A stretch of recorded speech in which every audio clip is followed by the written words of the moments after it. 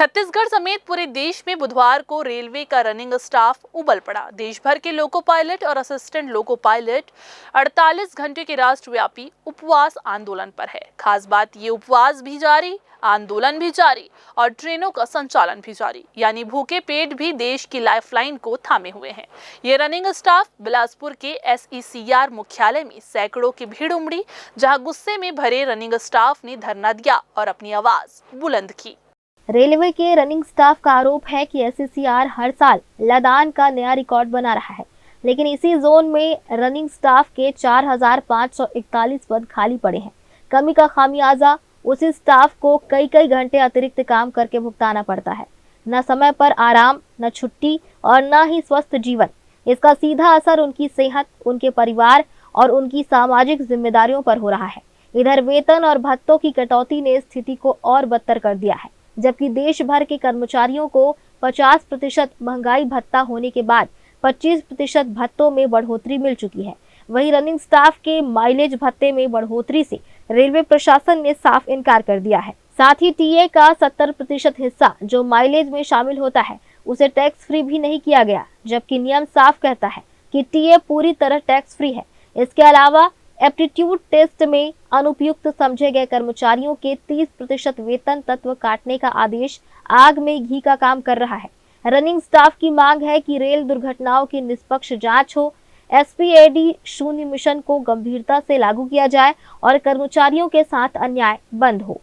Railway में जितने भी केंद्रीय कर्मचारी थे सभी के TA 1/1/2024 से बढ़ गई। जिस दिन DA 50% हुआ, सबका 25% बढ़ गया, लेकिन सिर्फ रनिंग स्टाफ का नहीं बढ़ाया गया, उनको उसके साथ ही बढ़ाना था। जिस दिन TA बढ़ा उसी दिन। और अब ये मतलब तरह तरह के बहाना बना रहे हैं कि आपका पे कमीशन में इसका कोई रिकमेंडेशन नहीं था, या पे कमीशन द्वारा कोई आपके लिए कोई नोट नहीं दिया गया था। तो और ये जो फाइनेंस के द्वारा इसको अप्रूवल मिला है कि हाँ मिलना चाहिए, लेकिन रेलवे बोर्ड और रेल मिनिस्ट्री इसके लिए तैयार नहीं हो रहा है। हमारा अधिकारी भी इसके लिए तैयार नहीं हो रहा है। इसीलिए हम लोग लगातार पिछले 2 साल से अलग अलग तरीके का विरोध चल रहा है।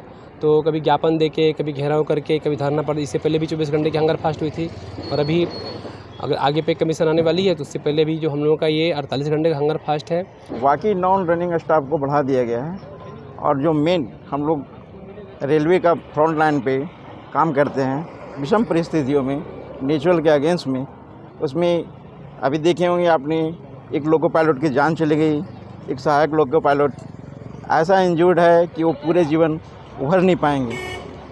तो जो हम लोग का हक अधिकार मिलना चाहिए वो नहीं मिल पा रहा है। इसलिए हम लोग गांधीवादी तरीके से उनका अनुसरण करते हुए 48 घंटे का हंगर फास्ट कर रहे हैं।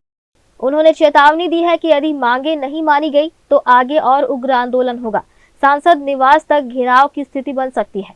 आज देश भर का रनिंग स्टाफ भूखे रहकर ट्रेनें चला रहा है। उनकी यह लड़ाई हक, सम्मान और सुरक्षित रेलवे संचालन के लिए है। अब देखना होगा कि रेलवे प्रशासन इनकी बातों को संज्ञान में लेकर आगे क्या कार्रवाई करता है। ग्रैंड न्यूज के लिए कैमरामैन गोलू कश्यप के साथ भारतेंदु कौशिक की रिपोर्ट।